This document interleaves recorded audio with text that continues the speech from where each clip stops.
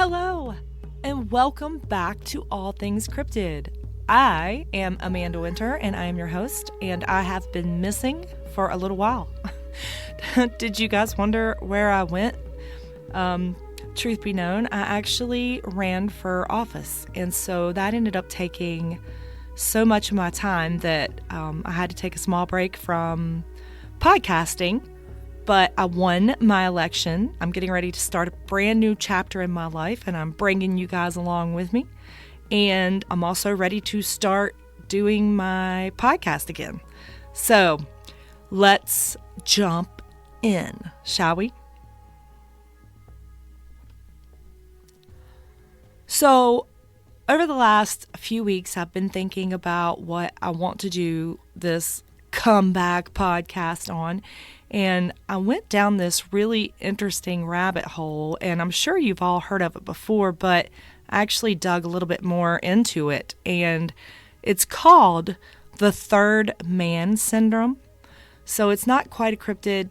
It could be paranormal. I just found it interesting more than anything else, and just kind of sucked me in, kind of like the stairs in the woods. That's crazy.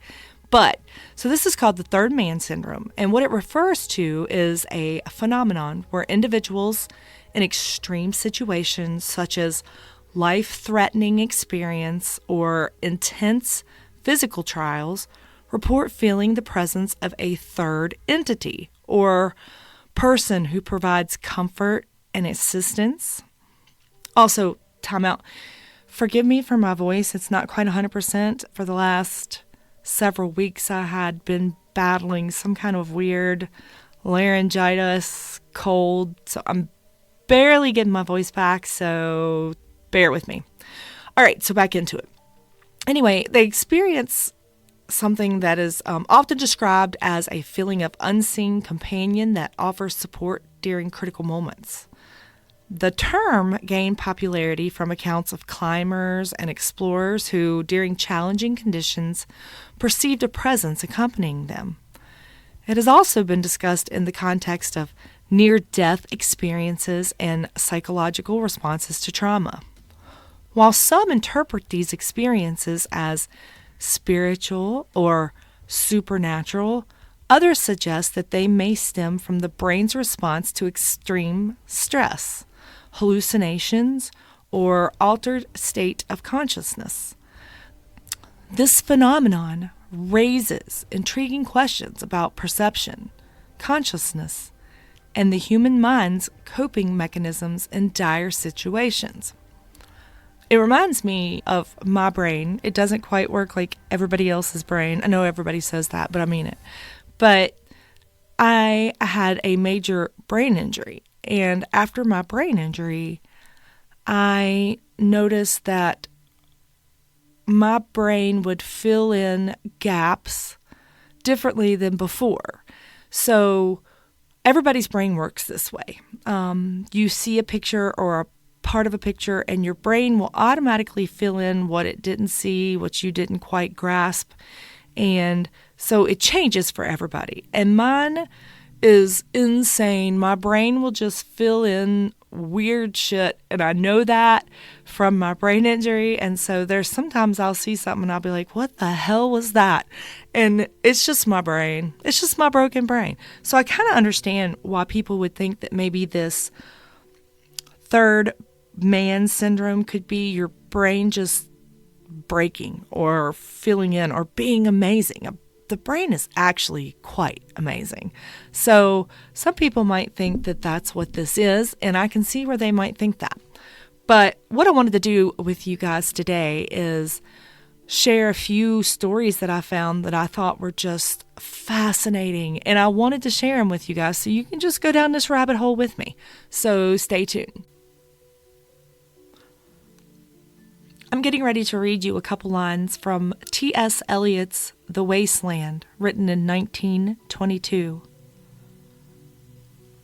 Who is the third who walks always beside you? When I count, there are only you and I together. But when I look ahead up the white road, there is always another one walking beside you. gliding wrapped in brown mantle, hooded. I do not know whether a man or a woman, but who is that on the other side of you? The term third man syndrome actually comes from T.S. Eliot's poem, The Wasteland. So that's why I read you those stanzas. And it's written or inspired by the real life experience of Ernest Shackleton. He was an Irish explorer who went on a near-death expedition in Antarctica in 1916.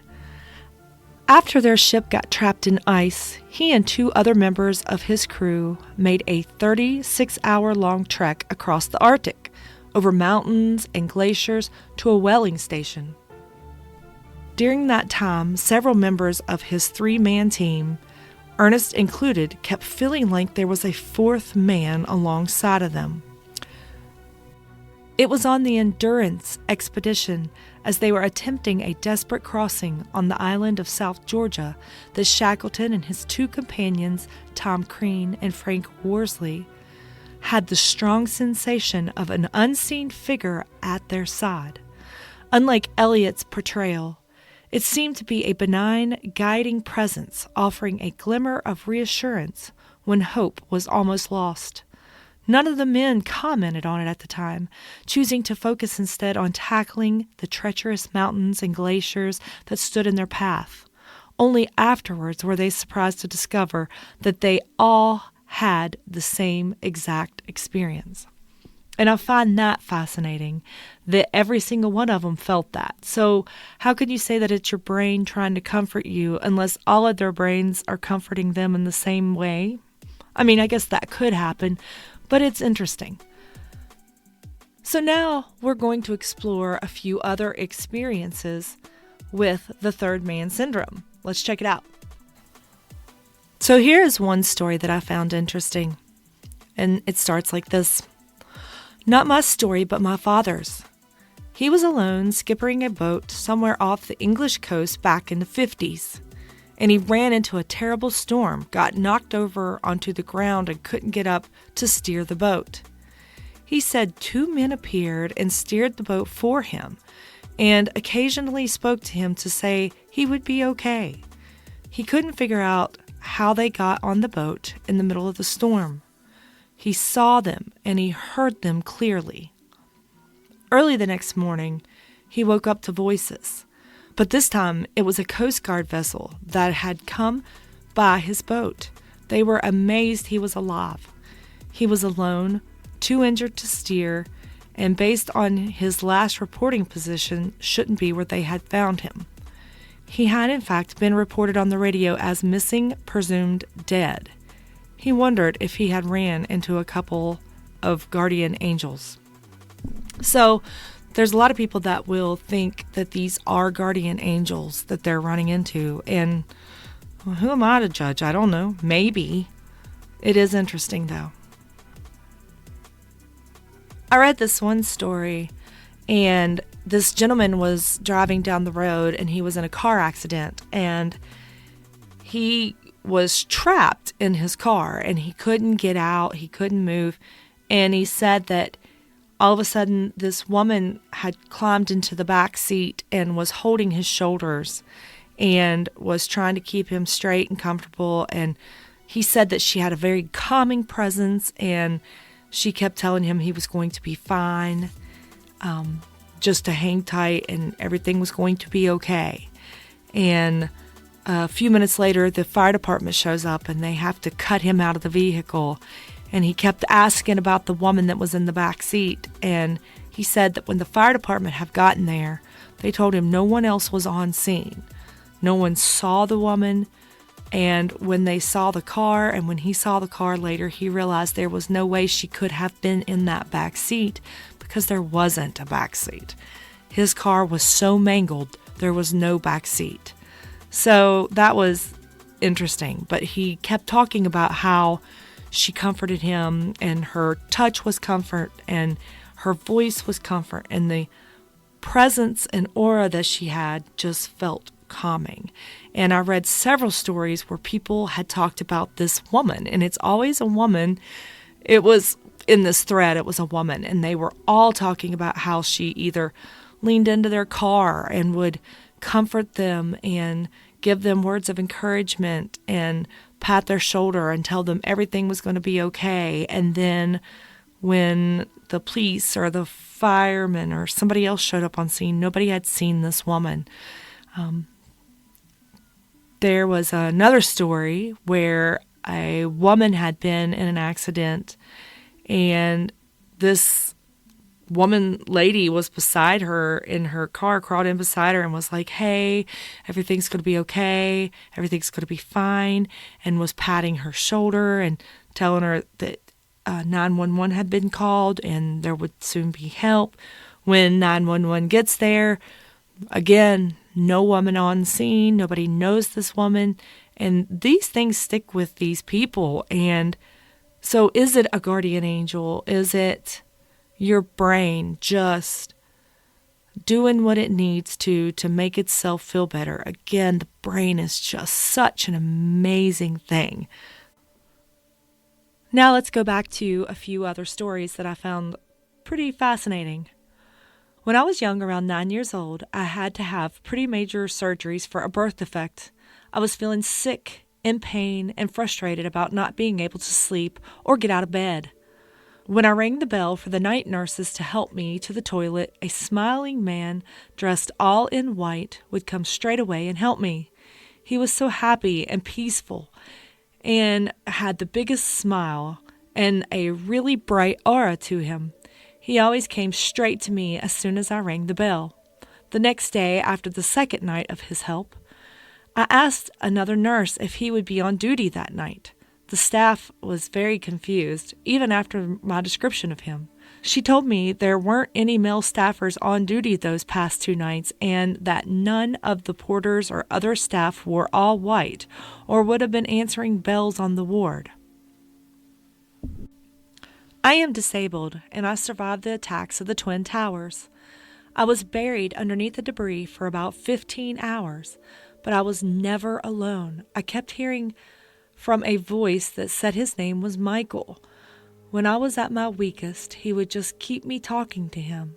When I was rescued, I found out that there was never a man named Michael anywhere in that area. I still wonder who the voice was that saved me from becoming another death that terrible day. When my husband was in his 20s, he fell asleep while driving and crashed into a telephone pole. He was hurt and remembered a teenage kid knocking on his window and telling him he had called the police and not to get out of the car because there were live wires everywhere.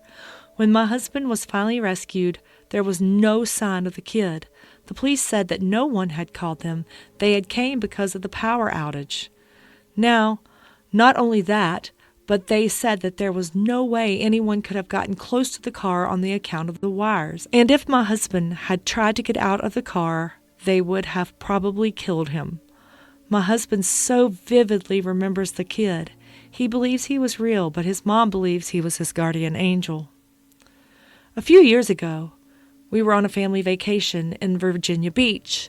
The water was pretty choppy and the waves kept knocking me down before I could even get properly in, so as I was pregnant, I decided to relax on the sand instead.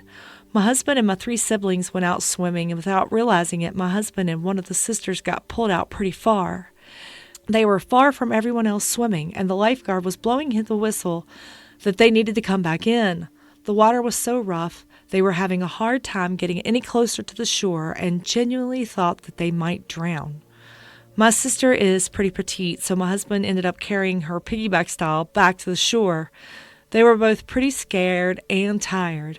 My husband told me that something or someone helped them make it back. It felt like they kept giving him a push. The next day, there was a perfect handprint on his back. It looked like a reverse sunburn in the perfect shape of a hand.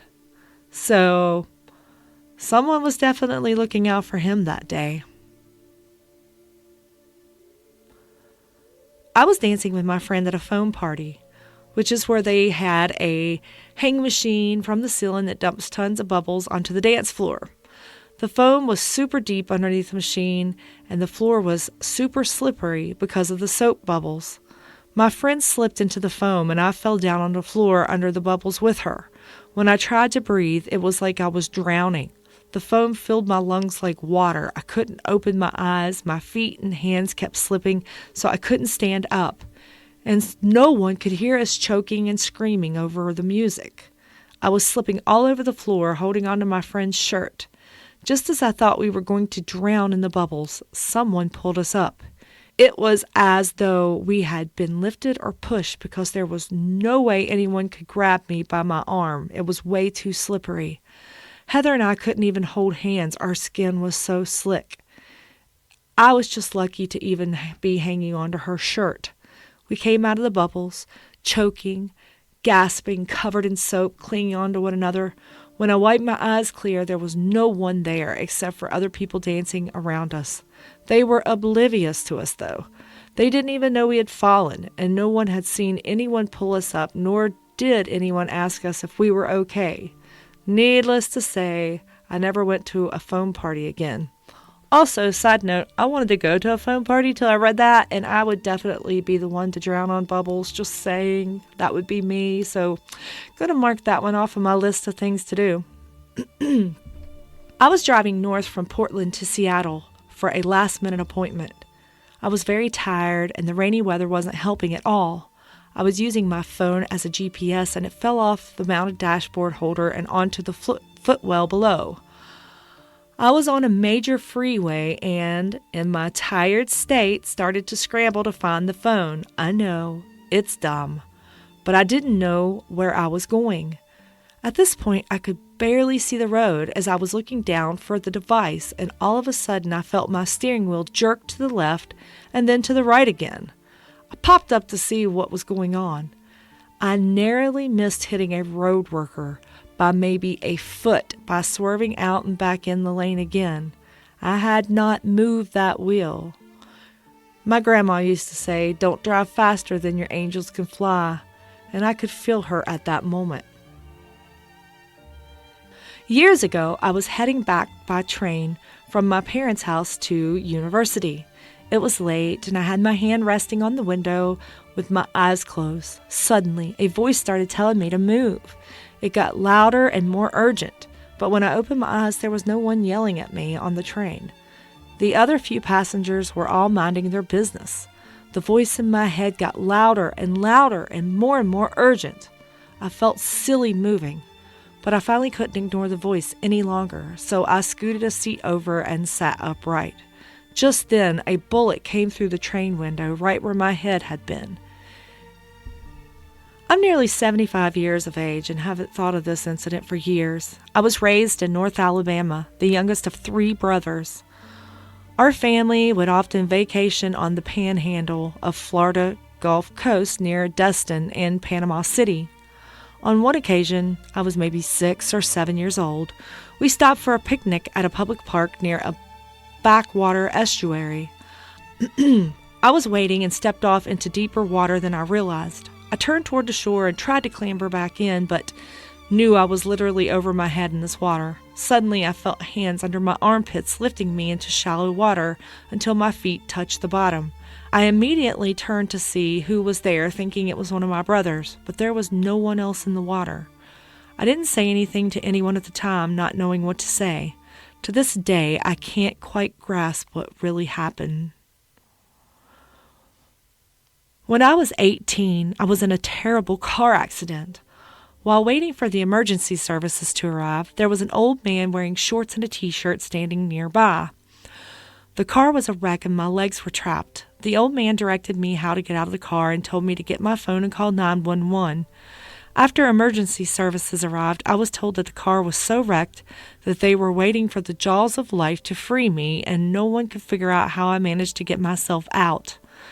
I was also declared deceased by the first emergency vehicle that stopped. I told them about the old man, but no one in the car with me or on the scene remembers him. I was the only one to see that old man. I'm still grateful for whoever he was helping me get out of that car.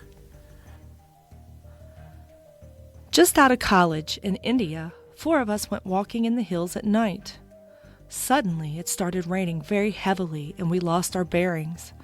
After we had been thrashing around in some bushes for a few minutes, a tall man in a rubber raincoat and hooded cap came out of the shadows, pointed us in the direction we needed to go with a flashlight, and then merged back into the trees and bushes and disappeared. We couldn't find the guy to thank him. We were all extremely grateful and terrified. We are in our 60s now, but whenever we meet, we still talk about the incident. All four of us remember it very clearly. Since all four of us experienced it, it's hard to believe we all hallucinated the same thing. When I was on a trek in Nepal, I had high altitude sickness and was on the trail by myself. Out of nowhere, a monk with prayer beads showed up behind me. He told me we'd get through this part of the trail together, to slow my breathing, and together we climbed. I felt so good in his presence. He got ahead of me and literally disappeared around a bend, and although I could see the rest of the trail ahead of me, he was gone. It could have been a monk who took a shortcut, but I was very unwell and very close to death. So who really knows? One time, I got sucked up into a riptide in the ocean. It was really alarming and hard to swim, because there was lots of choppy waves that felt like they were coming down on me from different angles, and I'm already not the best swimmer. I couldn't see her, but I heard a woman speaking to me as if she was swimming with me nearby, telling me things like, "You're starting to panic, control your breathing, and pace yourself," and "It's been about 30 seconds, wave to the lifeguards so they could see your arm above the waves." After a few minutes of this, the lifeguards came and pulled me into their rowboat. When I thanked them and asked them if the woman was okay and would they be picking her up too, they said, "What woman?" I'm pretty sure it was the third man syndrome. When I was 5 or 6 years old, I fell into a creek that had rushing water in it. I was totally alone and got swept downstream. A voice came into my head that sounded like an adult, and it told me in a very stern voice, "Stay calm. There's a ledge coming up on the left. Grab onto it with all your strength and pull yourself up." Like it was coaching me. Sure enough, there was a ledge and I got out. People like to say it's just our brain helping us survive, but I had never been down that creek, so I didn't know there was a ledge coming up on the left. It definitely makes you wonder. My parents have a story about being caught in a car in a blizzard. It was cold, they couldn't see in front of them, no cell phones, so they basically sat and waited, hoping the storm would settle so they didn't freeze to death.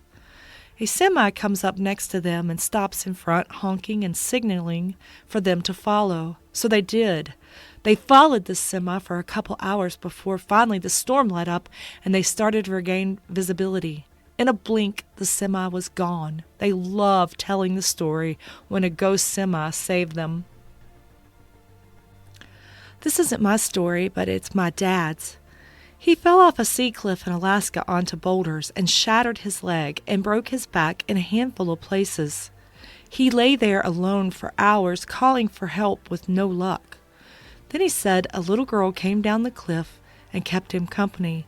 He said she told him stories and sang to him, pet his head, and even put her coat over him to help keep him warm. But when someone eventually came around the bay and spotted him, there was no little girl. It was near a very small, remote Alaskan town, and no one in that small community had any idea of any little girl who even remotely matched her description. A friend and I lost the trail in the snow once when we were backpacking in the mountains, and we couldn't find our way back to it. I saw footprints in the snow, one horse, one llama, and one human. Sometimes there would be just animal tracks like the human was riding, and sometimes the tracks were visible like they were leading the horse. On a hike in the same area a few years earlier, we'd met a llama herder who brought his flock into the national forest to graze during the summer. I thought, it's got to be the same guy. We could follow his tracks out to safety. I convinced my friend to give it a try. I followed those tracks over the pass, and we eventually got back off of the snow and back onto the trail.